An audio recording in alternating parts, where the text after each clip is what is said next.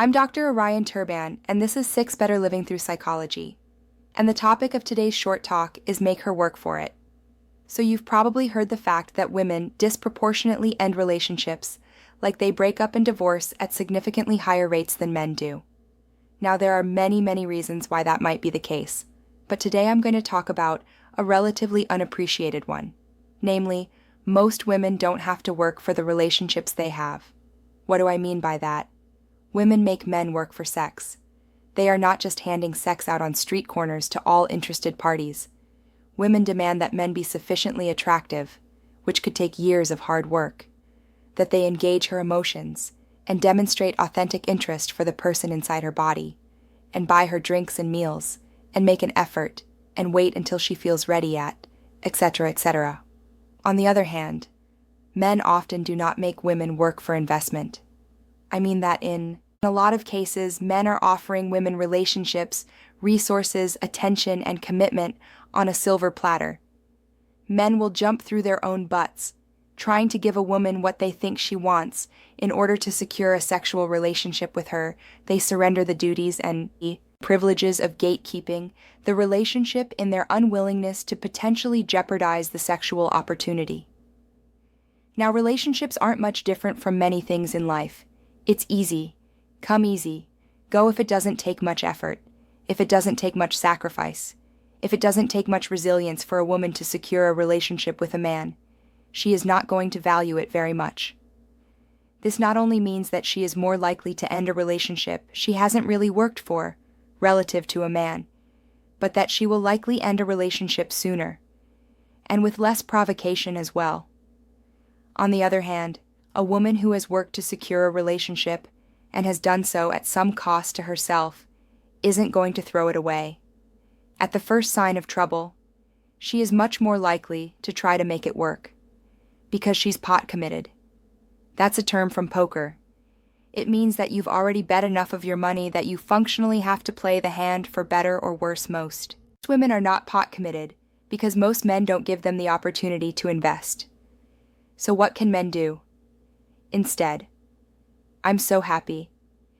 You asked men if your goal is to have a peaceful, satisfying relationship with a woman. You need a woman who really wants to be there.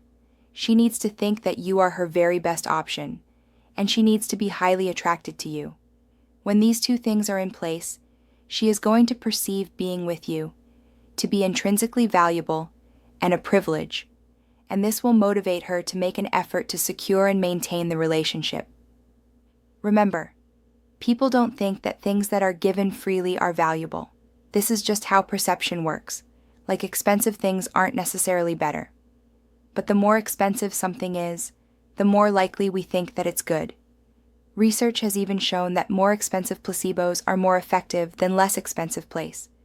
This means that a woman cannot perceive your commitment to be free. In fact, the more expensive it is to her, the more valuable she will perceive it to be, and the more she will desire it. All things being equal, you have to make her work for it. If you appreciate the insights on this channel, I would highly encourage you to get your hands on a copy of my book, The Value of Others Over the Course. Of 432 pages, I delve deep into my economic model of relationships and explain the behavior of both men and women in the game of mating and dating. I also provide a lot of actionable advice on how to get and keep more of what you want in the sexual marketplace. Once you read The Value of Others, you'll never look at relationships the same way again. Now available in ebook, audiobook, and paperback formats. The links are in the description.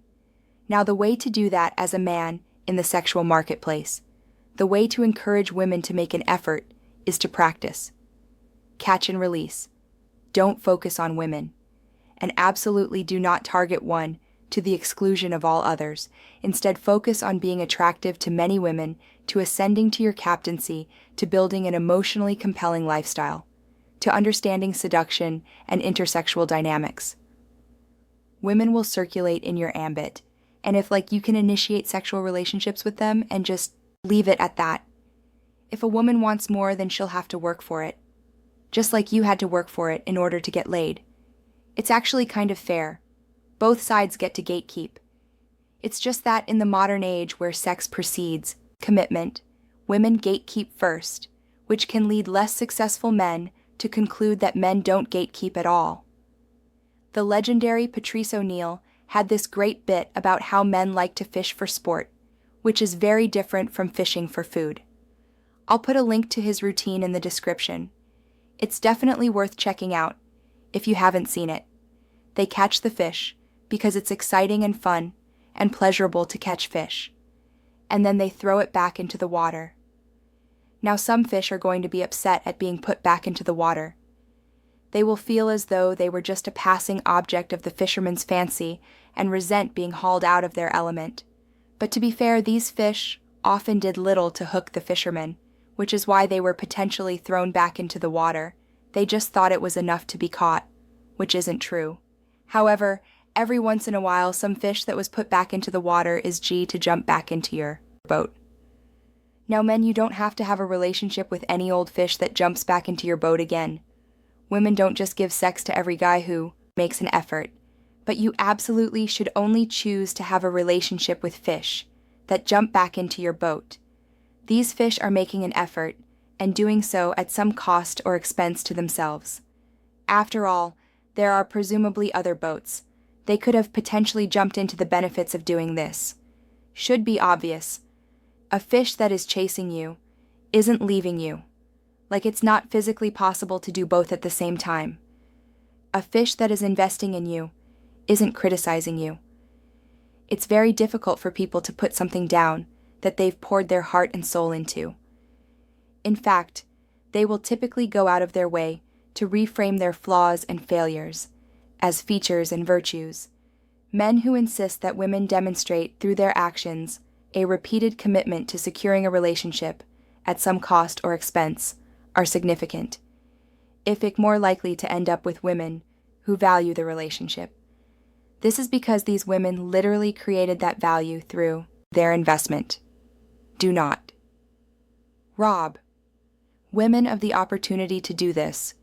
Finally, these men also understand that any woman who bulls at the necessity of making the effort does not really want the relationship, and therefore is not worth the men's investment. Women insist that you invest before sex, and sex in today's marketplace is insanely cheap.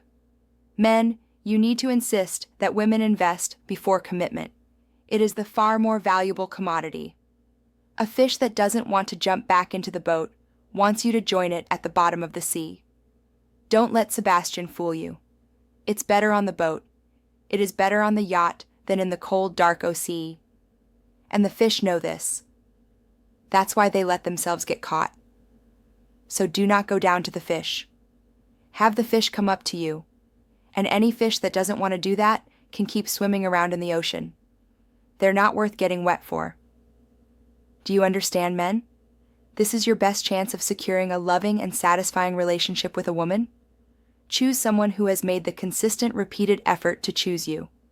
Give her the opportunity to jump back onto the boat, and until that happens, don't take it personally if a fish swims away. Just keep on with the catch and release, and enjoy your day on the water. It'll happen eventually. What do you think? Does this fit with your own experience? Let me know in the comments below. And please send this episode to someone who you think might benefit from its message, as it's word-of-mouth referrals like this that really help to make the channel grow. And anyone looking to join my free weekly newsletter or book a paid consultation can do so on my website. The links to everything are down below. As always, I appreciate your support and thank you for listening.